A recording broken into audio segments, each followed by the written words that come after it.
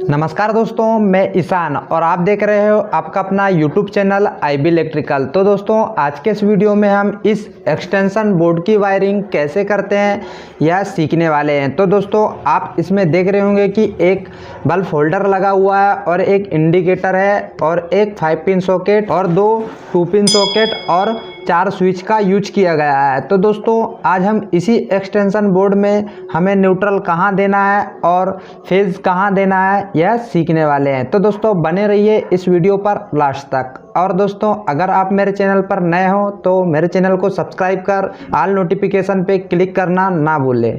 तो दोस्तों अब स्टार्ट करते हैं कि आखिर इस एक्सटेंशन बोर्ड की वायरिंग को कैसे किया जाता है। दोस्तों आपको सबसे पहले यह पता होना चाहिए कि हमें इस एक्सटेंशन बोर्ड में न्यूट्रल व फेज किसे इनपुट करना है। तो दोस्तों आपको तो पता ही होगा कि हम 5 पिन सॉकेट में न्यूट्रल और फेज दोनों का यूज़ करते हैं और 2 पिन सॉकेट में भी न्यूट्रल फेज दोनों का यूज़ करेंगे और इंडिकेटर में भी न्यूट्रल फेज दोनों का यूज़ करेंगे और होल्डर में भी न्यूट्रल फेज दोनों का यूज करेंगे। तो दोस्तों सबसे ध्यान रखने वाली यह बात है कि आपको सबसे पहले यह देखना है कि किस किस उपकरण में न्यूट्रल व फेज को इनपुट किया जाता है। तो दोस्तों जिसमें न्यूट्रल व फेज को इनपुट किया जाता है उसे हम उपकरण बोलते हैं। तो दोस्तों आपको पता हो गया होगा कि यहाँ पे उपकरण कौन कौन से हैं। तो दोस्तों जो उपकरण में न्यूट्रल व फेज इनपुट होने वाला है उसमें हमें उसके एक एक पॉइंट में, तो आप देख रहे होंगे कि जो उपकरण है उसमें 2-2 पॉइंट दिए हुए हैं। तो आप देख रहे होंगे कि यहाँ पे होल्डर में भी 2 पॉइंट दिए हुए हैं, इंडिकेटर में भी 2 पॉइंट दिए हुए हैं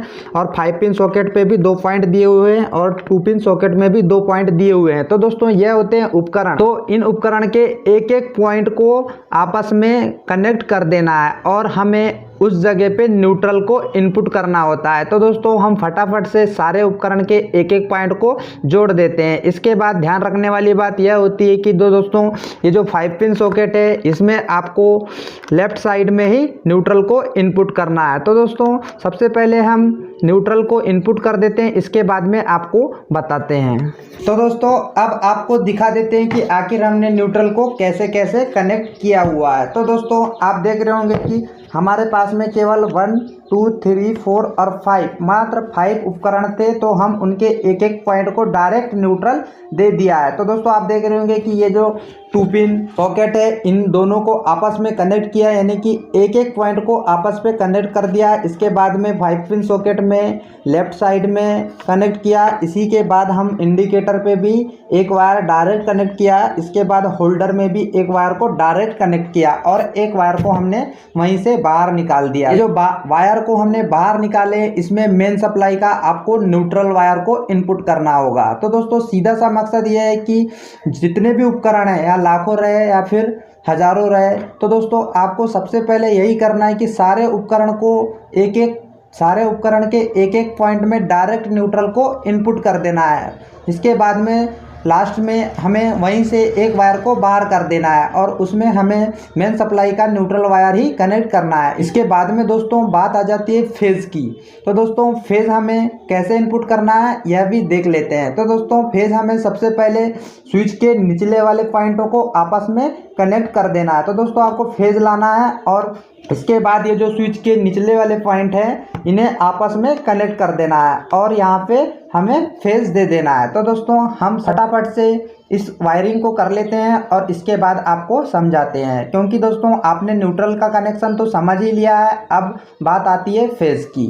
तो दोस्तों अब आप देख रहे होंगे कि हमको अब फेज की वायरिंग करना था। तो दोस्तों फेज के लिए हमने एक वायर लिया और आपस में ये जो स्विच वाले पॉइंट है निचले पॉइंट को आपस पे कनेक्ट कर दिया है। मतलब एक एक स्विच में निचले वाले पॉइंट को आपस में डायरेक्ट कनेक्ट करना है और इसके बाद में आपको यह वायर बाहर कर लेना है। इसके बाद ये जो वायर को बाहर किए हो इसे आपको मेन सप्लाई के फेज वाले वायर पे कनेक्ट करना होगा। तो दोस्तों एक तो न्यूट्रल की बात हो गई और एक फेज की बात हो गई। इसके बाद में बात आती है कि कंट्रोल, यानी कि स्विच से जिस उपकरण को आपको कंट्रोल करना है। तो दोस्तों अभी आप देख रहे होंगे कि स्विच के जो ऊपर वाले पॉइंट है वह अभी बिल्कुल खाली है। तो दोस्तों आपको जिस स्विच से जिस भी उपकरण को ऑपरेट करना होता है उसी स्विच के ऊपर वाले पॉइंट को उस उपकरण के दूसरे पॉइंट से आपस में कनेक्ट कर देना है। जैसे कि आपको इस स्विच से इस होल्डर को ऑपरेट करना है यानी कि बंद चालू करना है तो आपको इस स्विच के ऊपर वाले पॉइंट से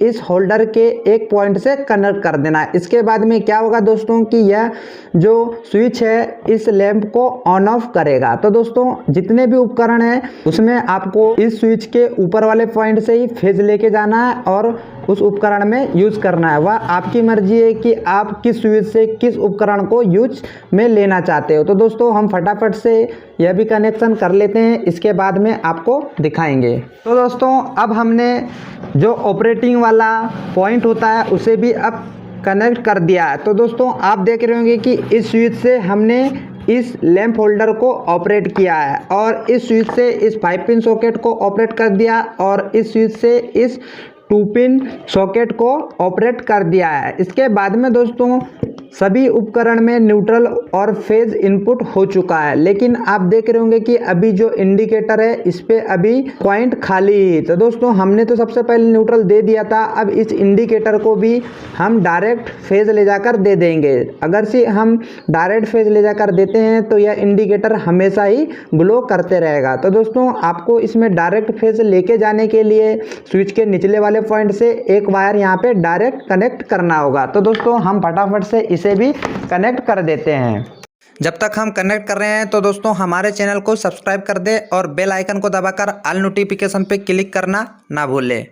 तो दोस्तों इस प्रकार से हमने न्यूट्रल को डायरेक्ट फेज से इनपुट कर दिया है। तो दोस्तों इसी प्रकार से अगर आप ध्यान रखोगे कि उपकरण को डायरेक्ट न्यूट्रल देना होता है और इसके बाद में फेज देने के लिए हमें स्विच के निचले वाले पॉइंट में फेज इनपुट करना होता है और ऊपर वाले पॉइंट से आउट करना होता है। तो दोस्तों आप ऐसे हज़ारों एक्सटेंशन बोर्ड की वायरिंग आसानी से कर सकोगे। अगर दोस्तों आपने मेरे इस वीडियो को आखिरी तक देखा होगा तो मैं उम्मीद करता हूँ कि आपको इस एक्सटेंशन बोर्ड का कनेक्शन समझ आ चुका होगा और आप खुद करके अपने घर में एक्सटेंशन बोर्ड की वायरिंग आसानी से कर सकते हो। तो दोस्तों फिर मिलते हैं नेक्स्ट वीडियो के साथ और मेरे चैनल को सब्सक्राइब करना ना भूलें, क्योंकि मैं आपके लिए इसी प्रकार के इलेक्ट्रिकल से जुड़े वीडियो लाते रहता हूं। धन्यवाद।